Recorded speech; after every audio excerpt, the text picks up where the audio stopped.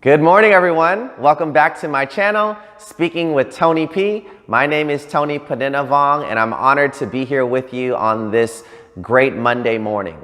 Well, I want to share some things that happened to me actually yesterday when I was working with my team. See, here's the thing. If you know what I do, I manage a very small team in the financial services industry. And we talked about some things that I think apply to any industry out there, and it could be very helpful. And obviously, I don't want to just keep it in. I want to be able to share it with people because I wish people shared these things with me earlier in my career so that I could have gotten going a lot faster. So yesterday when I got together with my team, we did a couple things, right? I wanted to check in with them and find out how things are going with their life, with their day-to-day, but also in their business. Are they expanding and growing their book of business and making that effort at least, right? The second thing is I wanted to collaborate and put our minds together, seeing what we can do to better ourselves and our book of business and our careers in the future. On whatever we're doing, we want to grow it and expand, right?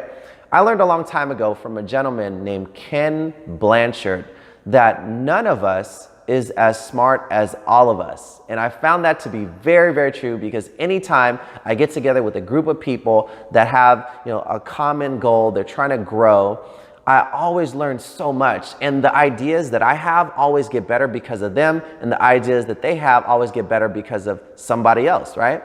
So that's the value. And the third thing is that I wanted to share some knowledge of some things that I was experiencing in the field. So here's the thing.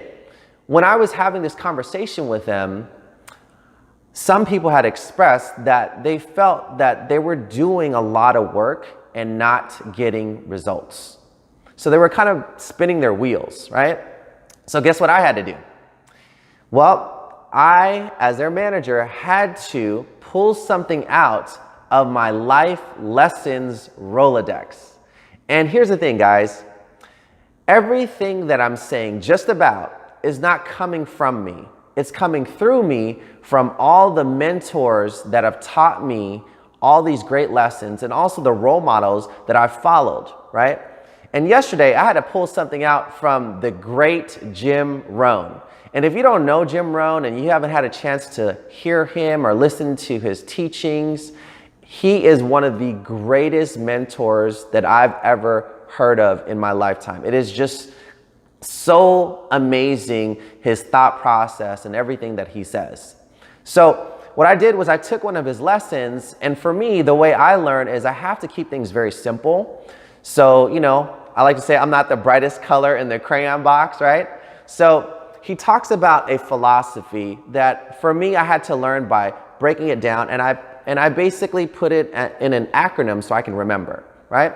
So the acronym is called PCH, which stands for Plant, Cultivate, Harvest.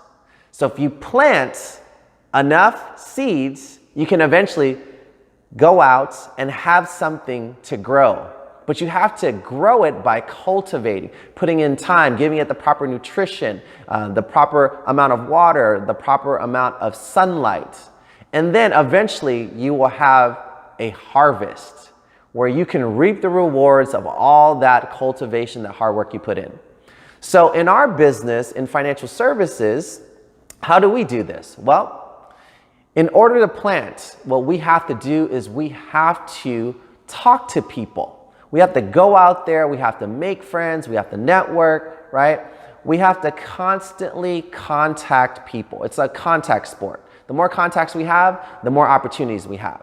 So the question in the group was, I asked them, are you contacting enough people? How many people are you contacting on a weekly basis? We were doing this activity log, and we had a chance to track our numbers, and then eventually we stopped doing it, and then everyone kind of stopped, right? But we are independent, so we have to learn how to do that on our own eventually and not have to rely on someone else, right? So we had talked about how things slow down. And the thing is this, when everyone is out there planting, it's great, but that's only the first part. Remember the seed, cultivate.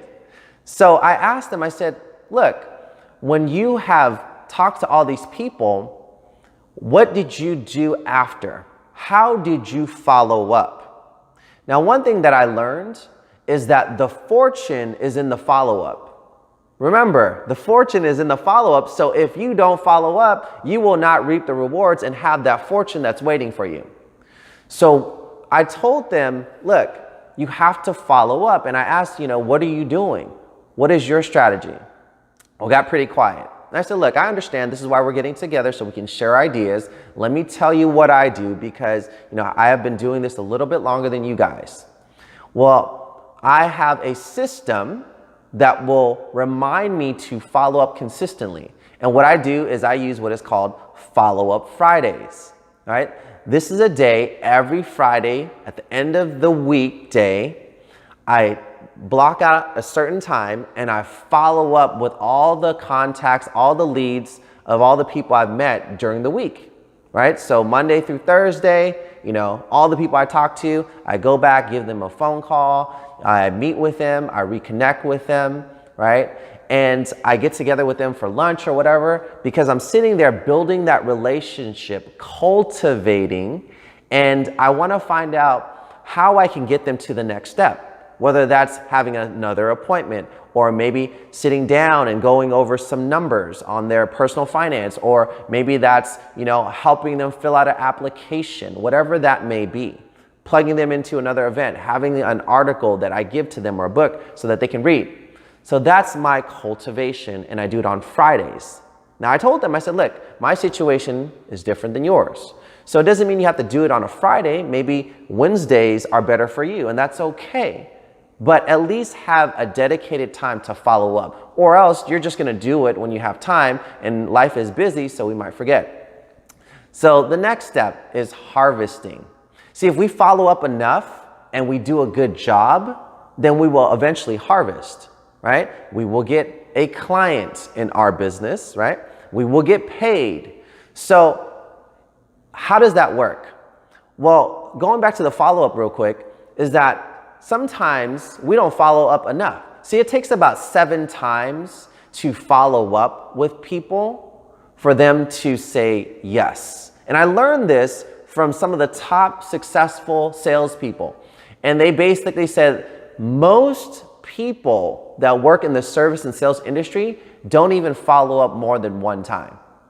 So guess what? How many times are you following up with people? That's what I asked the group. Well, it got a little quiet again. See, here's the thing. Maybe you didn't get that client because you didn't even follow up a 2nd time. Or what if you did follow up a 3rd or 4th time?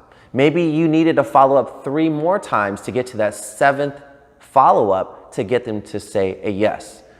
And I reminded them, just because someone says no, don't give up, because no really means not now. It's just the timing. So if you plant enough seeds and you cultivate those relationships and they still say no, well, guess what? No means not now, and because they remembered all the time, all the great conversations they had, all the ideas you had about helping them, they might become your client down the road 6 months from now, 8 months from now, 12 months from now, and that's all worth it, right? Now, the second thing is this. I said, okay, now that we understand why we're probably not getting results, why we're not able to harvest because we're not cultivating enough, or maybe not planting enough seeds, what is the other thing that we can do? Well, we can plan. So I asked the group, I said, hey, what are you planning? How do you plan? And what are the results that you want? So we went into this whole conversation, but I want to focus in on the planning session. So I said, when do you plan for your week? And it got a little quiet again. So I said, let me tell you what I do that has helped me. So I like to plan on Sundays. And the reason for that is because on Sundays, I can think about what's coming for the week. And as I write things down and I put it on my calendar, what happens then is I'm able to put all that in my mind, go to sleep, my subconscious is still working. Sometimes I'll even dream about it, and I can get up Monday morning and just go. I don't have to wake up Monday morning and then plan and then go. See, most of us want better things. Right? Everyone's different. Some people, they want a nice car, right? Like a Ferrari, or they want a mansion, like a giant home. But what we can do, and what I like to ask myself is, okay, let me open up the calendar. And I say, wow, this is what I want. Let's say it's that nice home or the Ferrari. But my calendar shows I actually want a Civic, or maybe living at home still with my parents. So we have to change that, right? So planning is really, really important. So those are a couple nuggets that I got from the conversation that I had from the team that I thought I would share. So today we went over the PCH philosophy that the great Jim Rohn teaches people, and we talked about planning. So I hope that's helpful. I hope that it helps your day, your team, or whoever you're working with, and helps you get to a better place. Just helps you think about maybe why you're not going where you're going, having that momentum that you want. And I know for me, I'm constantly working on this. Hey, I'm not perfect. These are things that, sometimes I'm better at than others, but at least I do it. So with that, hit the like button, subscribe, share, and I look forward to seeing you at the next video. Keep smiling, everyone. Thank you very much.